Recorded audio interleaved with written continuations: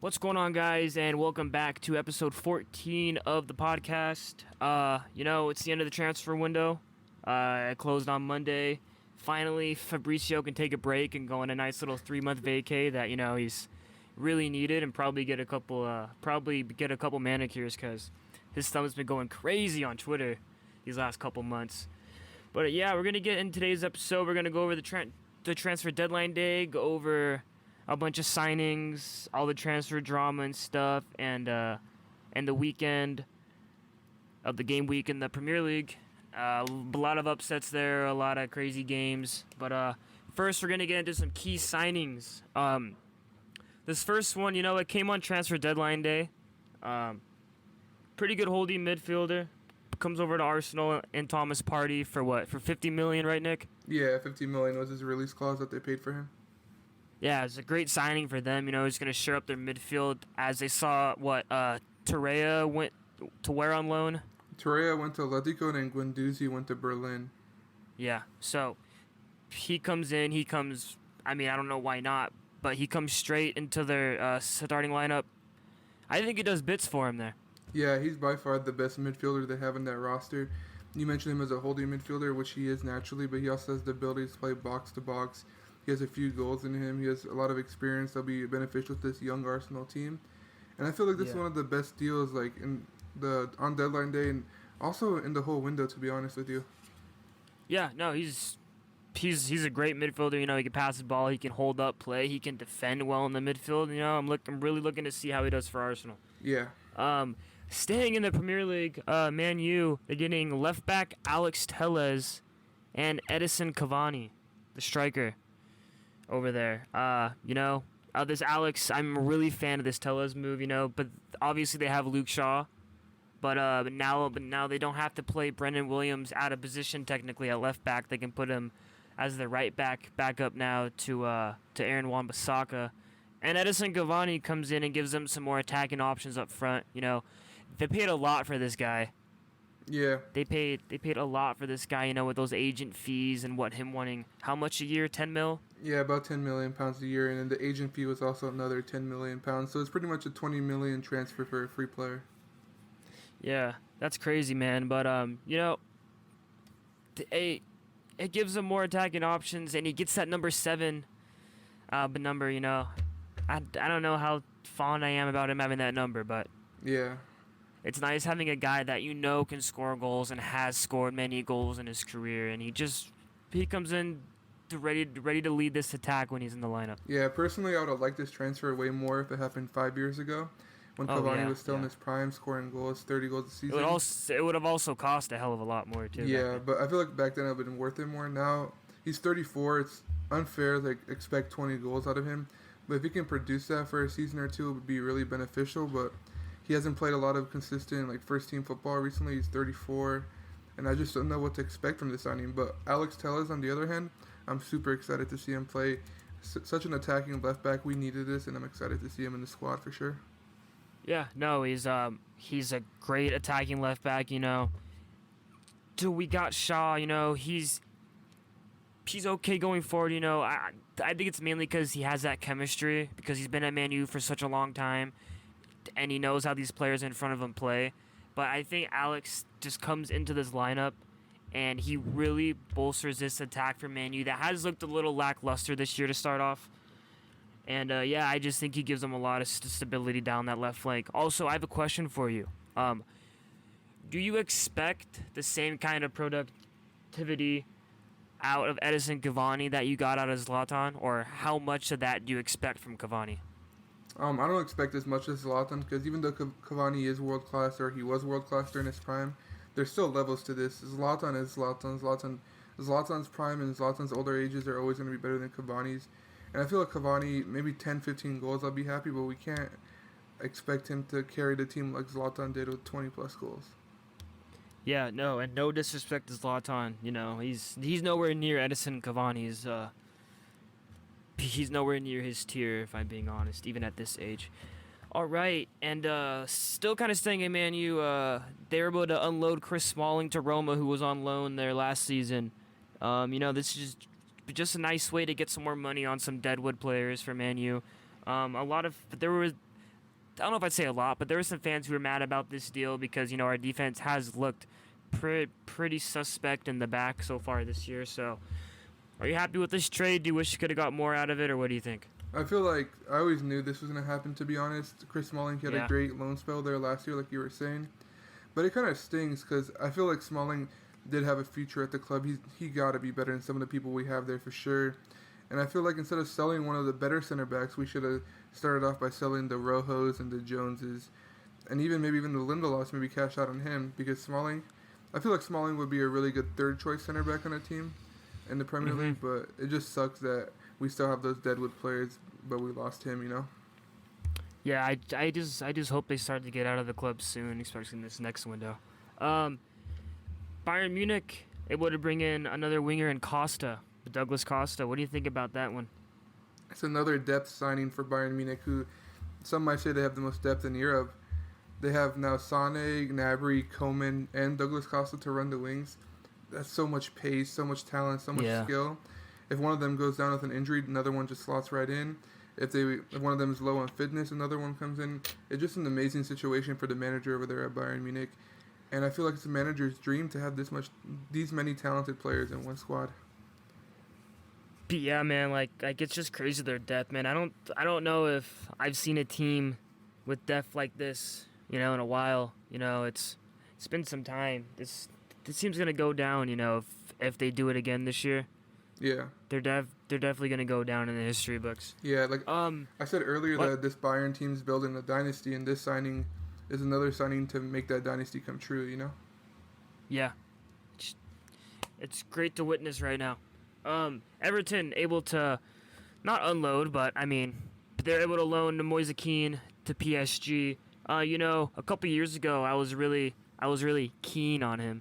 That was fucking bad. But a couple years ago I was like, this guy's going to be the next, whatever. He's going to be the next big thing, My hype for him has died down a little bit, as he's reached 20 now, almost 21. He's going to be, it's just kind of weird, it's just kind of weird that he's going on loan to a team that's obviously better than Everton. Yeah. By far. They're obviously better than Everton.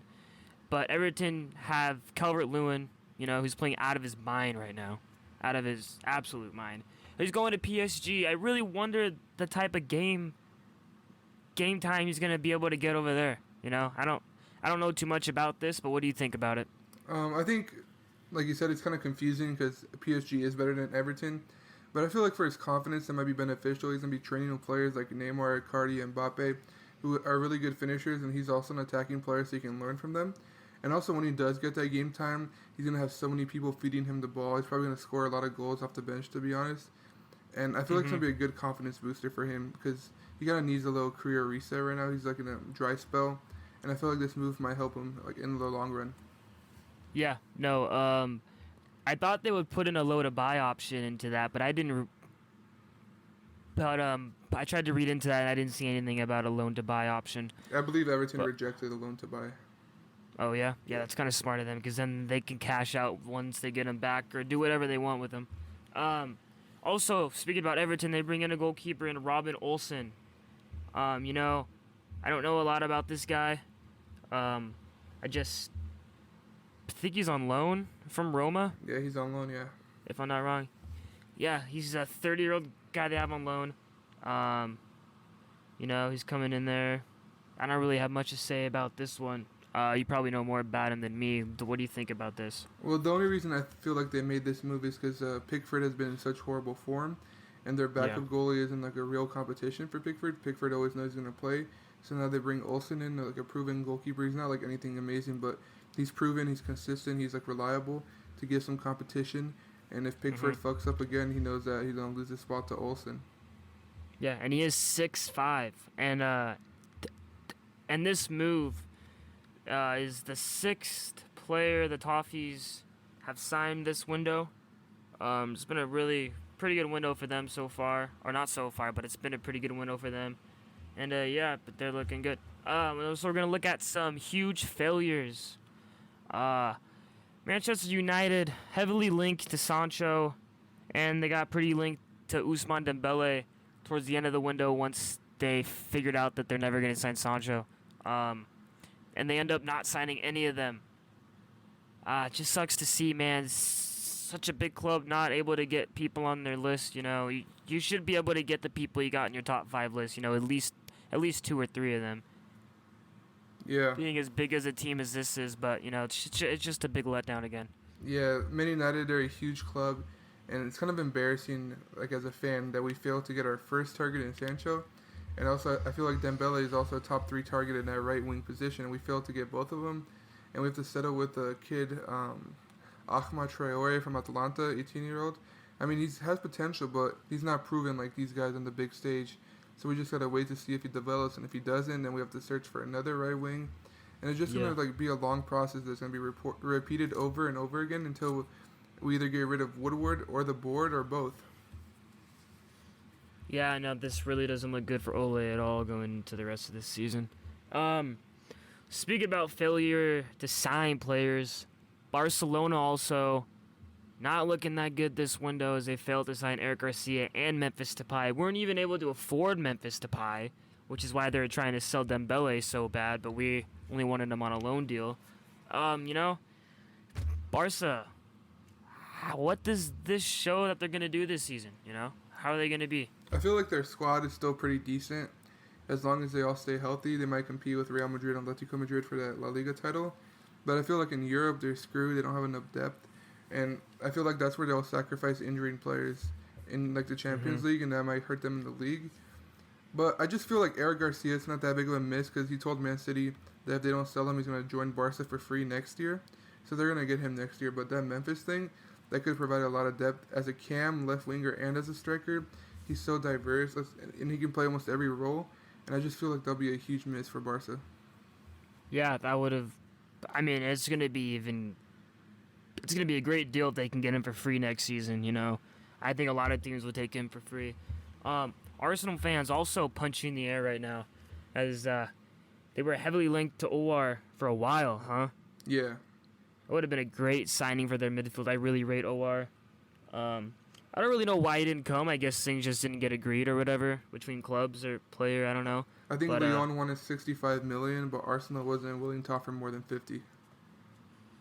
Wow. Yeah, for a player like him, and being Arsenal, where you're kind of in that 3-4, where you're in that 4-5-6 range, you kind of give up that extra 15 mil just to solidify your place as a top 4 or top 5 team.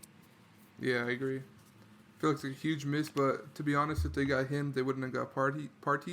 So Party was plan B, and it'll work out because Party's still really good, but it would have been super excited seeing him in the Premier League. The only reason I would have taken OR over Party is, age, because what, is Party 28 now, 29? Yeah, he's up there. Yeah, he's around there now. I remember when he was a lot younger a couple years ago, man, and I was all like, it would be really sick if Manchester was able to get him, Yeah, he had a really cheap release clause, too. I'm surprised not many teams went after him. But that was my dream signing. All right, now we're going to go into the winners and losers of the window. Winners, it's mainly going to be Prem. Chelsea, they signed a lot of players. They were able to get a shit ton of depth into their squad. A lot of people are maybe thinking they've solved their goalkeeping issue. I don't know if that's the case. We're going to have to see. But Chelsea, they signed so many players. In a few games, it was kind of tough to kind of tell if this team was going to be cohesive together and be good. But I think they just needed 3-4 games to play together, and I think they're going to be back on track to getting into this top 3, maybe even top 2 this year because Manchester City isn't looking that good so far this season. So, Chelsea, our first winner. What do you think about their window? Yeah, Chelsea did a great window. They got some superstars in Warner and Havertz. Then they got Ben Chilwell, who's an amazing left back, especially such a good English talent. And also Edouard Mendy, the goalkeeper. Not many people knew about him, but in his first Premier League appearance, he got a clean sheet, so that's always a good sign. Kepa probably wouldn't have kept that. Caballero probably wouldn't have kept that. And then they got Thiago Silva in the back, a nice veteran presence. And the people who started for them last season, who did such a great job, the young guys, now they're on the bench and they're really solid and they're hungry. So I feel like Chelsea, they really stacked their roster. They're giving Lampard a hard decision on who to pick, but I feel like it's a good problem to have as a manager. Yeah, no, you can never go wrong with having a trouble to pick who's in and who's out every day of the week. All right, so next winner, Tottenham. You know, they get Pierre Højbjerg, they get Doherty, they get Bale, they get Reguilon. You know, and all for honestly really great prices too. And as we've seen them play together, it looks like, you know, they know how to play together. It doesn't look like the issues that Chelsea were having early on with their new signings, not having the chemistry as, you know, players that have played together would have.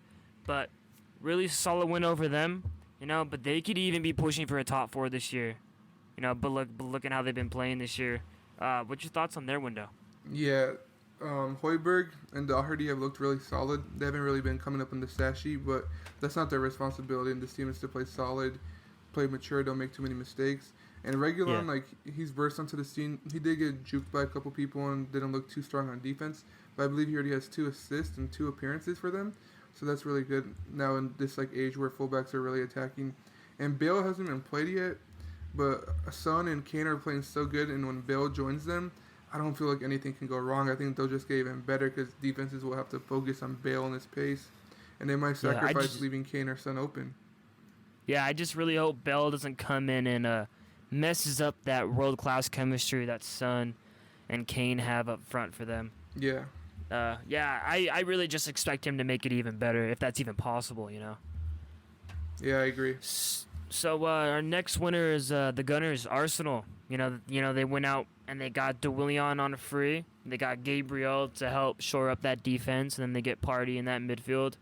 You know,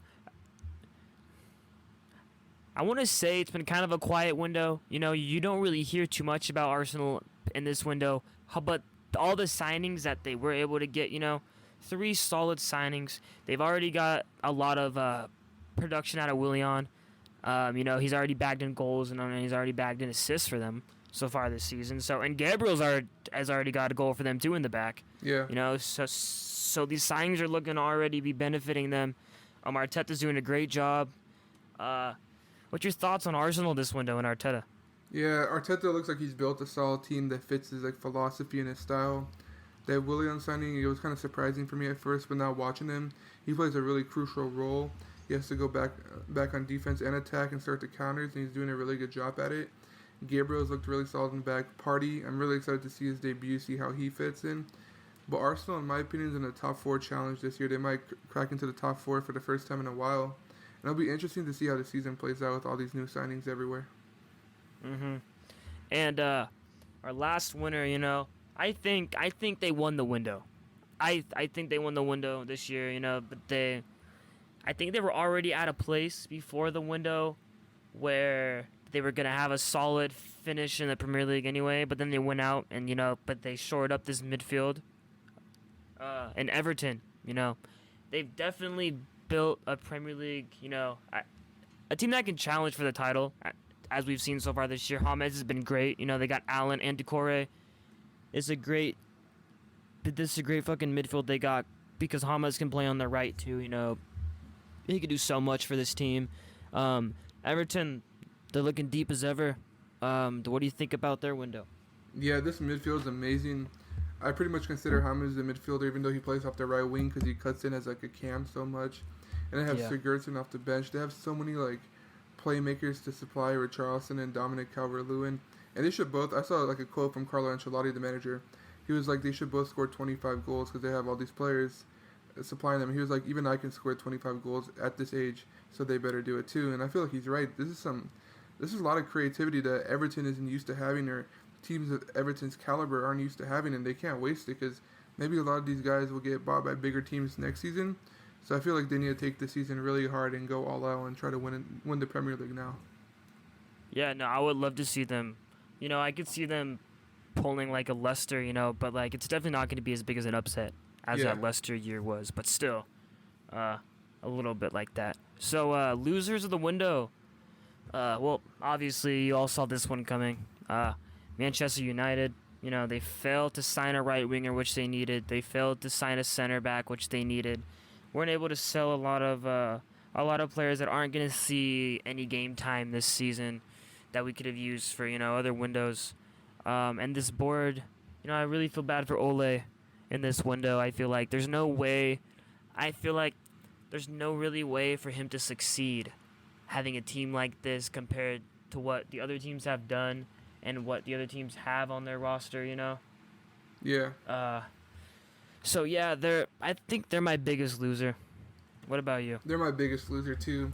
Man United, they finished really strong last season, getting third, going on an insane run to get into the top four. But then all the teams that Man United passed, like Leicester, Chelsea, Arsenal, Spurs, everyone, even Wolves, they all upgraded. And we didn't really upgrade. We got Donny van de Beek, who's good, but he's going to be on the bench. Edison Cavani, he might start, but he won't start always. And Tellez, he might not start always either. We got some fringe, like, squad players. We didn't get any proven players, like Sancho or Upamecano, that are going to make an instant impact. And I feel like Ole set up for failure. I feel bad for him. But the incompetence of the leadership at Man United is setting up every manager for failure, and I wouldn't be surprised if Ole gets sacked sometime soon, sadly. Yeah, I don't see us finishing higher than 5 now. I'm going to be honest. All right, our next loser, Manchester City, They got some decent signings. People say, they failed to get Messi. I don't think anyone was going to get Messi. I just didn't think that was going to happen. I don't think La Liga was going to let that happen, especially, because he knew that's in his contract. He had to have known the date, that he had to pull the trigger before. And then he just didn't.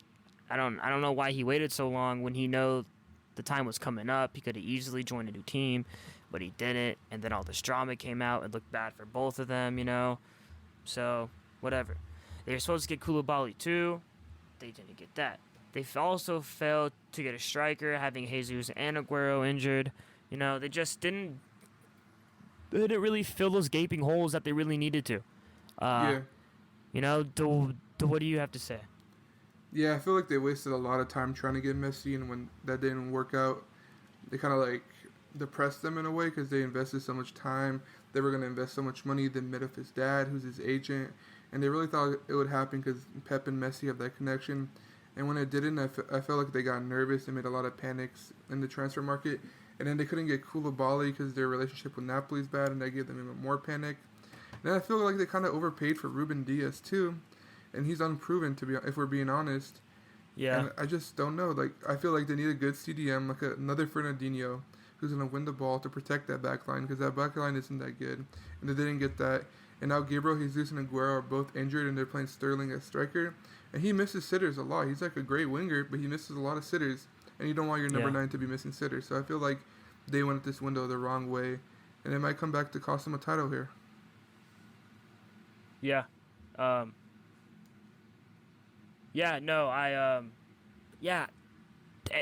It kind of sucks that they had to overpay for Ruben Diaz, but, they kind of had to because they were just fondling around with Koulibaly, and they were never, and I guess they never really got too serious to with them over the deals, and nothing really came to fruition about it. But so that's what you have to do when your first and 2 options don't go through. It causes you to have to overpay for your 3rd, 4th, and 5th options on the table. Yeah. But next losers, Real Madrid and Barcelona. They failed to strengthen their sides. They've really been bent over by COVID. I think La Liga might have been hit the hardest by this virus, is what it seems like, because they weren't really able to do anything. The Barcelona had to sell players to make money just to buy Memphis Depay, but that's never a good thing to say. That's never a good thing to say. But both of these teams don't strengthen their sides. What do you got to say about this one, man? Yeah, I feel like since they both didn't strengthen the sides, it might actually lead to a pretty interesting La Liga battle between the 2 teams. But I feel like neither one of them has a good year coming for them in the Champions League, and they both might be out in like the round of 16 or the quarterfinals, to be honest. Yeah, no, I don't really see them going too far in the UCL this year. If anything, I'm gonna put my money on Bayern winning it again. I don't really see any team that stacks up to them this year. Yeah, same. And then our last loser is actually not a team, but it's Messi. With this whole transfer drama going on. I kind of went over it earlier, about the date in which he could have triggered it. He waits till after. So he says, I want out, causes all this drama. It makes the club look really bad. It makes him kind of look bad in the eyes of people that don't like Barcelona and or don't like Messi. And there's some rumor going on that he might not even ever be able to leave, and he's going to be stuck playing at a team that that he doesn't want to play at. That's never a good thing.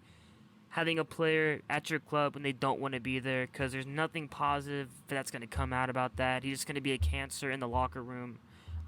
But I don't expect a lot of cancer from Messi, because he's a world-class player. He knows how to carry himself. He knows how to lead a team. But it's just all this bad press on him this window. That's why he's one of the losers. Yeah, I agree with everything you said. Messi, he's never going to be like a bad teammate or anything, but his beef with the board behind the scenes is always going to be there, and it's always going to grow and get worse and worse. And I just feel like maybe selling him would have been the best thing for like the club in general. Yeah, if I was on the board over there, I would be trying to get him out. Not only just for respect for him, but in respect to the locker room. Because as I literally just said, he is a world-class player. He's a great teammate. He's not going to be a bad teammate. But having players there who are like, 23, 24, and he's their idol, and they're all like, oh, I'm playing with Messi, but I'm also playing with Messi, a legend that doesn't even want to be at the club that he's playing at. Like, that's just not going to look good that's just not going to sit well with the younger dudes and the people who love the club. They love the badge, and they're going to go all out for it. But just that whole situation, man, it's just very interesting. Yeah, and also players might be like, damn, the board's treating Messi like that. How are they going to treat me? Yeah, exactly. Like, I just don't need them to turn into anything worse than a Manchester United at this point. Because that's the last thing we need in the world is another Man U board. All right. We're going to go into some interesting results of this weekend. Leeds 1, Manchester City 1. Man City gets outpossessed by Leeds. City just barely able to hold on. Hang on, my bad. Just barely able to hang on. Interesting, man, because Leeds have been performing well.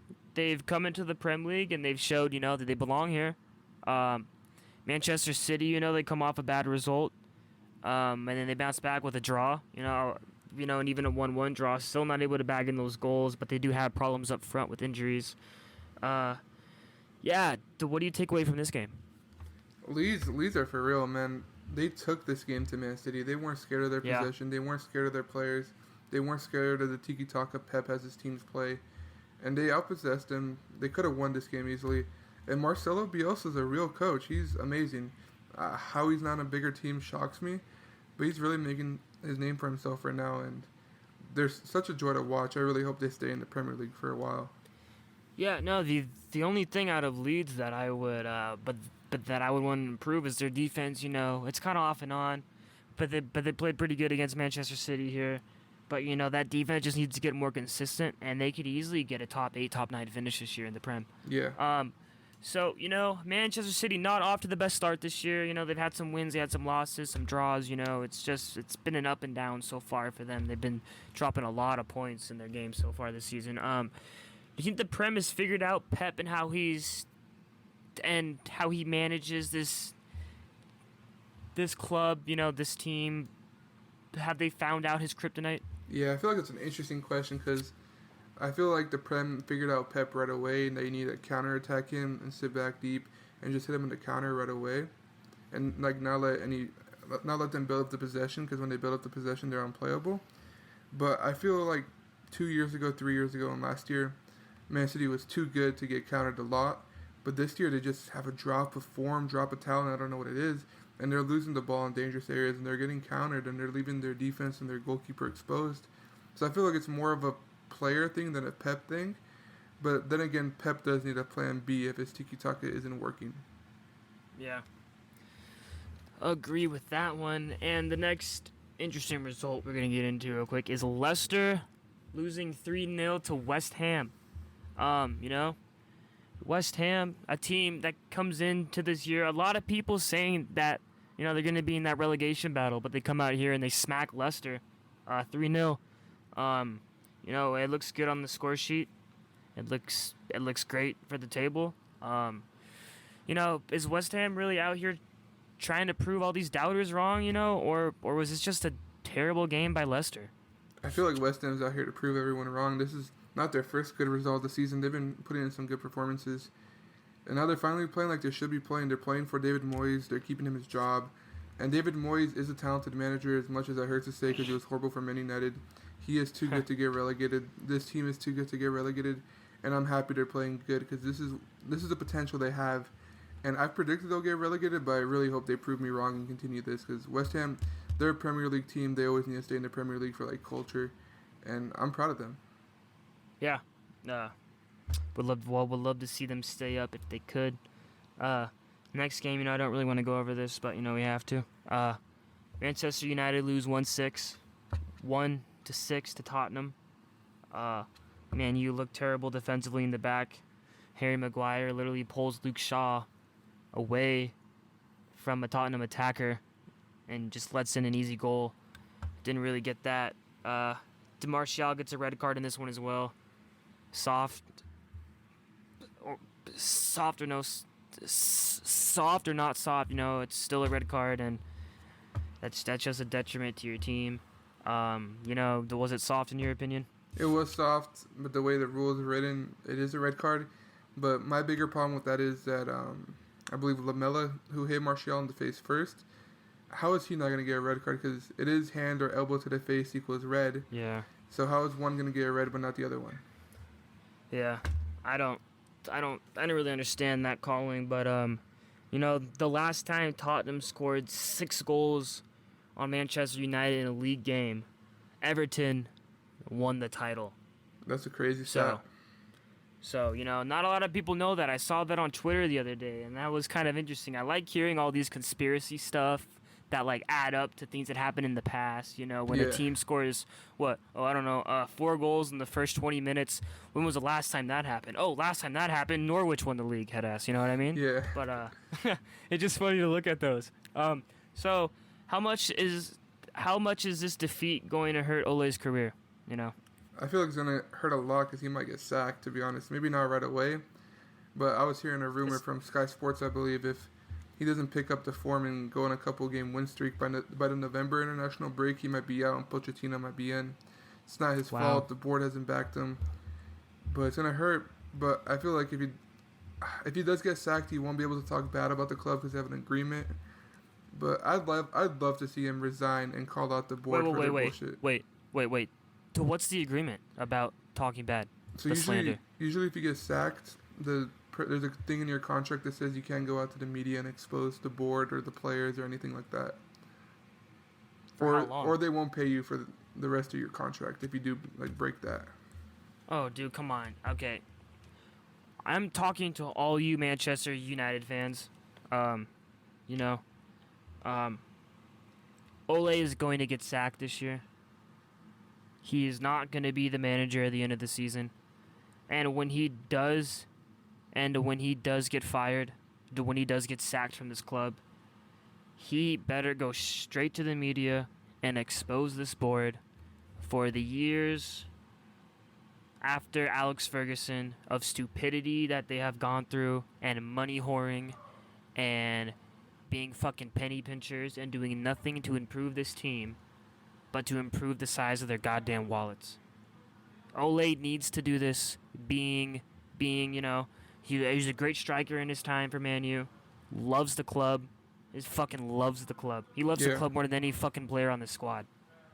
I think the only person that might love this club more than him is probably Patrice Evra. Yeah. Those are the two most guys that love this fucking club more than I've ever seen.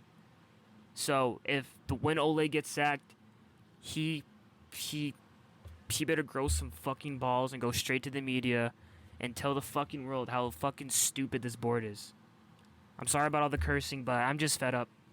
I need to move on to this next game. One thing, if you want to still talk Bring it on. I would love to see if and when Ole gets fired, if him and Patrice ever have a one-on-one on Sky Sports and talk about this.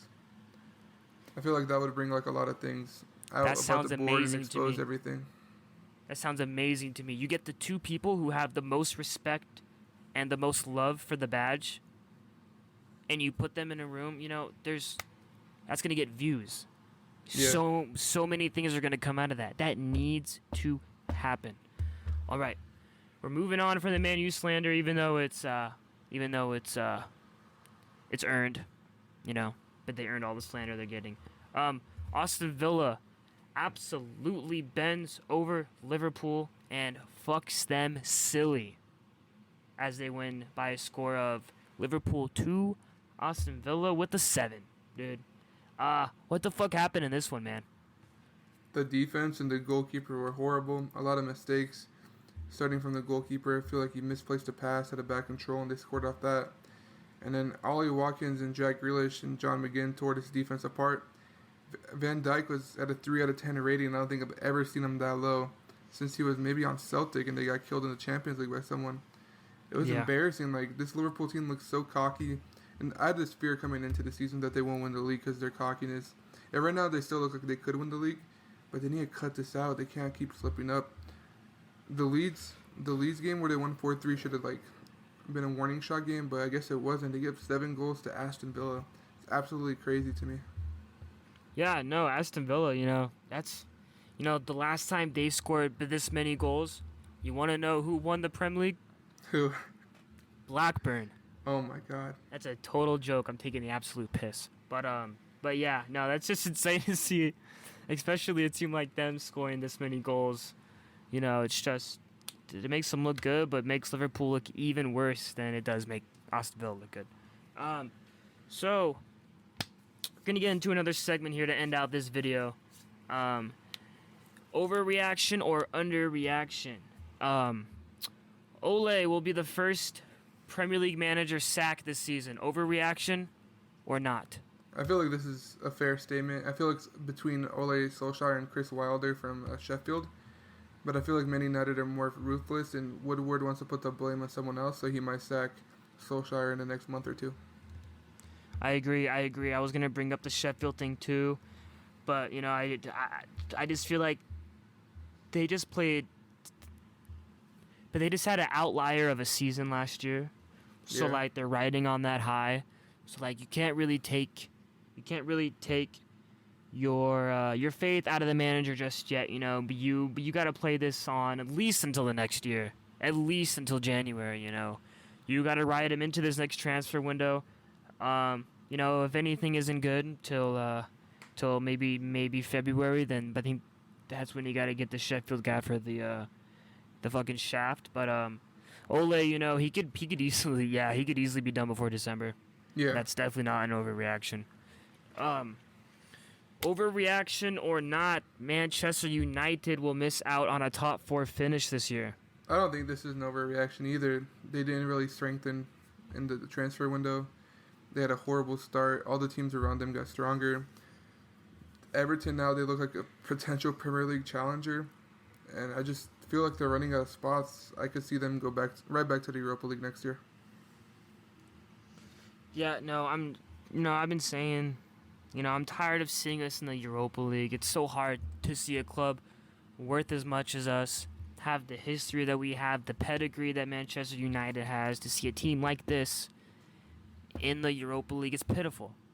It's pitiful. Yeah. I feel bad for the fans. I feel bad for, I feel bad. Actually, I don't feel bad for the owners. Fuck the owners. I feel bad for the fans. I feel bad for the coaches. I feel bad. I even feel bad for all the blokes down in the youth academies and stuff, man. Because who the hell would want to be in an academy with a board like this? Who would want to work for Ed Woodward? Yeah. Because that's pretty much what all these guys are. well, okay, no. I retract that. Who would want to work for the Glazers? Right? Because they've obviously showed they don't have, the love for the club. They have love. They have love for fattening their wallets. Yeah. And, I saw this tweet earlier that we weren't able to pay Sancho because Glazers had to pay Tom Brady. I thought that was hella funny. That's so true. Because a lot of people probably don't know that the Glazers also own Tampa Bay, the Buccaneers in the NFL. But yeah, I thought that was really funny. It kind of made me feel in a little bit of a better mood after all this. Next one. Overreaction or not? Will Everton win the league? I do feel like it's a bit of an overreaction to say this right now, Yeah. even though they are first, they are undefeated, they are playing beautifully. But they're one injury away from a key player like a Dominic Calvert-Lewin or a James, and they might be in some trouble. And also, they haven't really played like any Man Cities or Liverpools yet. They play Liverpool next game, so that'll be an interesting game to keep an eye on. And if they come out with a result out of that game, I'll say this isn't an overreaction, but for now, in my opinion, it is a slight overreaction. Yeah, no, I think this is more than a slight overreaction, you know. This team is great, you know, they've come in, you know, they're looking fresh, they're looking like they have a lot of fitness, you know, they're looking, you know, but they have everything. They're looking great, but, you know, I need to see them play some more of these solid teams. I just need to see a complete game with them against the top team. That's really what I need to see against them until I can say that they are a championship contending team in England. I just don't think now is the time. I don't know if there ever will be a time, but definitely not now. Yeah. Overreaction or not, Virgil van Dijk is overrated. Oh, this is a total overreaction. Yes, he has played bad this season, and he finished last season on a bad note, but I feel this is a cockiness thing. He seems like an arrogant player, but from when Liverpool signed him from Southampton, he is the reason they won the league. He solidified that defense. That defense used to be trash, and he carried it. Like Trent Alexander-Arnold and Robertson, they attack good, but he's the core of this defense on the defensive side of the ball. He's that rock in the back. Huh? Yeah, he's just that rock in the back. Yeah, he's that rock. He's that rock, and just without him, I don't think Liverpool would be where they are. And for this reason, I don't think he's overrated. Yeah, no, if you can confidently say that Virgil van Dijk is overrated, you obviously are you're stupid. You don't watch football. You don't really know that much about football. You don't really get, like how form changes. You don't really get how players can be up and down. You don't really know what winning titles can do to your brain, and do to your ego and make you play on the field. He just needs to come back to reality. He needs to get off of this high horse that he's been riding for the past 2 years. He really needs to just come the fuck back down to earth and realize that he's just another defender on a title-winning team who is a big reason why they have won these titles anyway. He needs to know that he is the leader of this team, and that if he doesn't perform good, this team is not going to perform as good as they want to or as good as they need to. Yeah. So he needs to fix this up. He needs to say, hey, he just needs to lose this ego chip that he has. He just needs to lose this cockiness. It's fine to be cocky, when I play sports or when I do play sports, I'm cocky. I'm cocky as shit. But, and I'm not the highest in the skill at whatever sport I play at. It's just I use my cockiness to help me get an edge over my opponents. He has that skill. So there's no reason for him to be cocky. Just use your skill and use your performance and let that do the talking. There's no reason to be cocky when you're the best, if you're one of the best, if not the best defender in the world at the moment. There's no reason to be cocky. Just perform. Yeah, I agree with that. All you need to do is perform. That's all they need from him. Yeah. Nothing more, nothing less. Just perform. I agree with that 100%. Yeah, man, I'm still heated about that Man U stuff. I need to calm down for a second. It's got my blood. That's got my blood going, man. I feel you. But yeah, that's gonna wrap up today's video. I want to give a special shout out to Fabrizio. I know he's never gonna hear this, but he was You know, I don't mean to sound sus or anything, but like, it was kind of like, you know, him being my girl the last 2 months, you know? Yeah. Having his tweet notifications on, you know? I was getting more tweets from him than from the girl I was banging, you know? Yeah. But, he was up 24/7. yeah, man, he's banging my line, you know? Just going crazy with the Twitter fingers, you know, but in a good way. But love that man. But, yeah, it's been a great window. Some crazy stuff going on. Some crazy transfers, crazy results. A really interesting start to this Premier League, you know. I don't know if there's been a more exciting start to the Premier League that I've seen recently. Yeah, this is crazy for sure. A lot of goals, a lot of excitement, a lot of drama too. It'll be a perfect season. Yeah, I can't wait to see what happens between now and January and see all the rumors that pop up and all the bullshit that people say to make other fans you know, go crazy and get the sweats and everything. But yeah, that's gonna end today's episode. Thanks for tuning in. We'll try to have another one out this weekend. I'm gonna be on a trip this weekend, so it might just be Nick doing the one this weekend. Look out for a guest star this weekend. I'm not gonna say who it is, shit. but look out for that. We got a guest star coming, and let's see if he can outshine me. I highly doubt it, but you know, but that's that cockiness coming in, bud. Yeah. But yeah, that's gonna do it. Thanks for watching. Thanks for the support. We're gonna keep doing this. You know, though we do this because we like doing it. We don't do this because of what we get out of it. We do it because it's what we want to do, and we just thank anyone that comes to watch these. So, have a good one, guys. Stay safe, and yeah, we'll see you later. Peace.